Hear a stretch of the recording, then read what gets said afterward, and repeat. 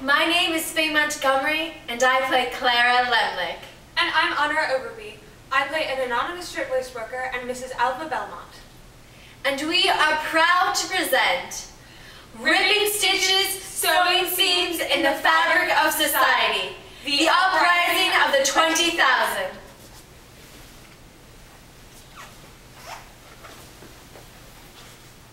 As I was saying, Miss Lemlich.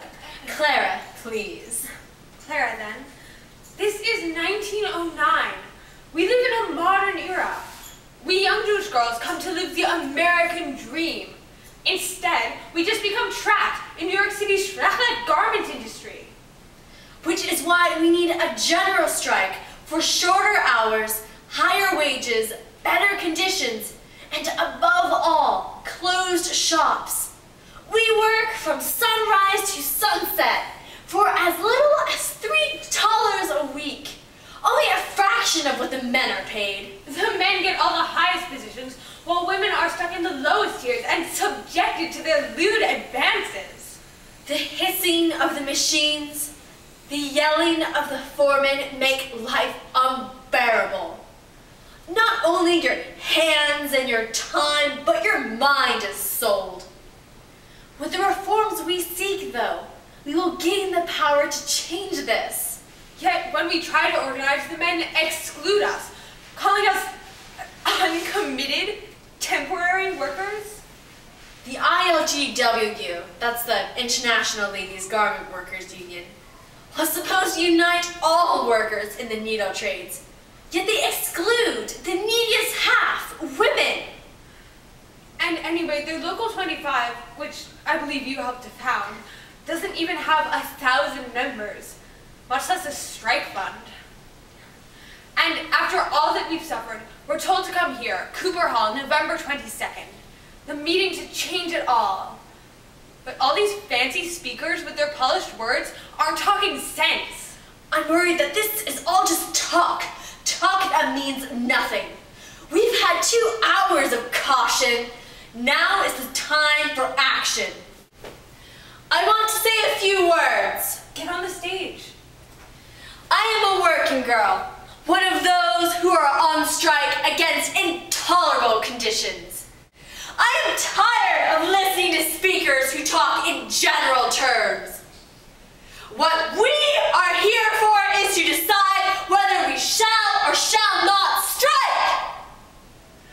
I offer a resolution that a general strike be declared. Now. So we went on strike, despite all the odds, despite the fact that we had no money, despite the naysayers.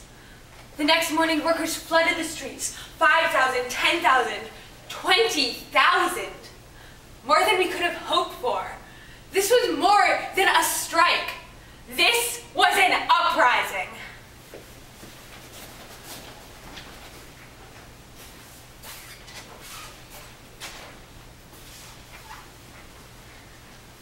My fellow strikers, sisters, I too have experienced firsthand the cruelty of the thugs hired by the employers.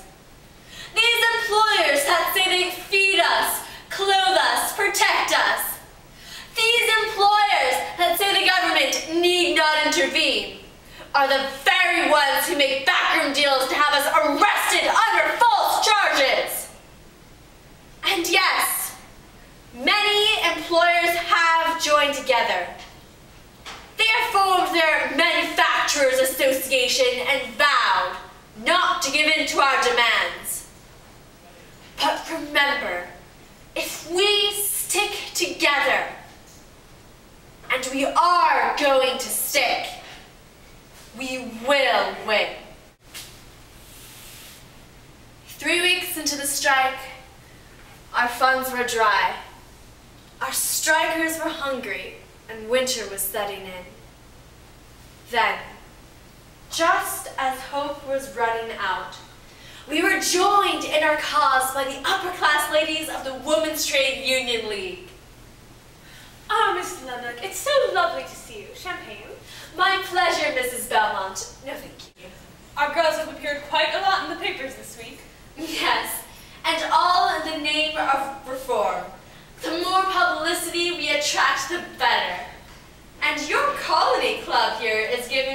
quite the upper hand with the press, heralding what it calls an unprecedented alliance across classes.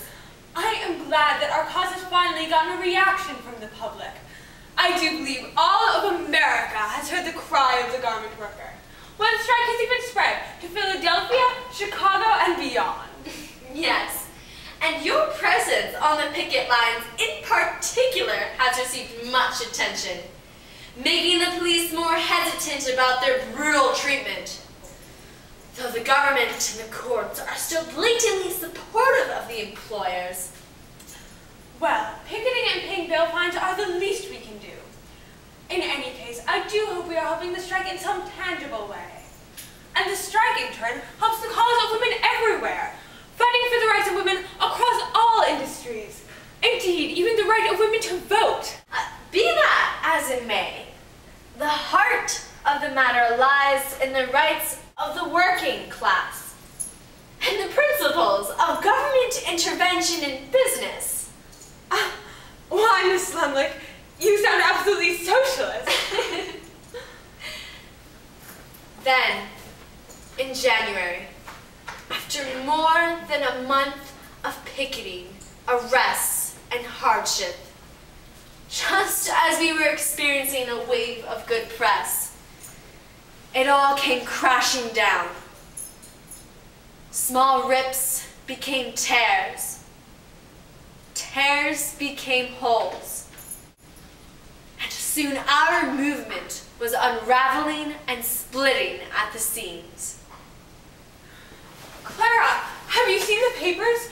Cries of socialism, of radicals, of meddlesome progressives are everywhere.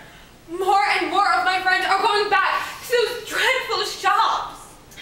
I know. I know. When the Manufacturers Association made that December offer for higher wages and better hours, but denying our most important demands, safety regulations and closed shops, we were all so confident we could refuse. But for the WTUL, refusing the offer and hoping for a closed shop tasted too much of socialism, which they could not support. And now, what will we do? What we must.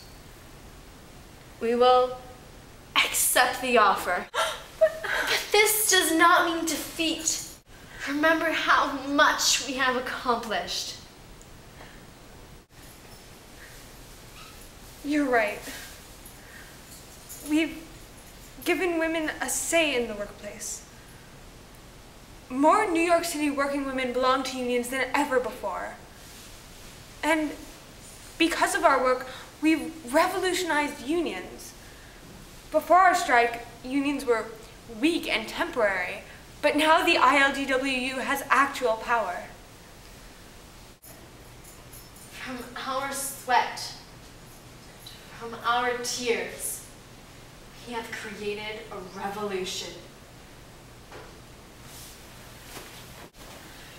Finally, in February of 1910, the uprising that had shocked a nation came to a close. With no funds, the offer that was repulsed the previous December was quietly accepted. Hours and wages were approved, but in the end, the blatant lack of safety reform was the strike's worst failure, as would be seen little more than a year later. On March 25th, 1911, thousands witnessed the Triangle Factory fire. The gruesome deaths of 146 shirtwaist workers that was the most devastating industrial accident the nation had ever seen.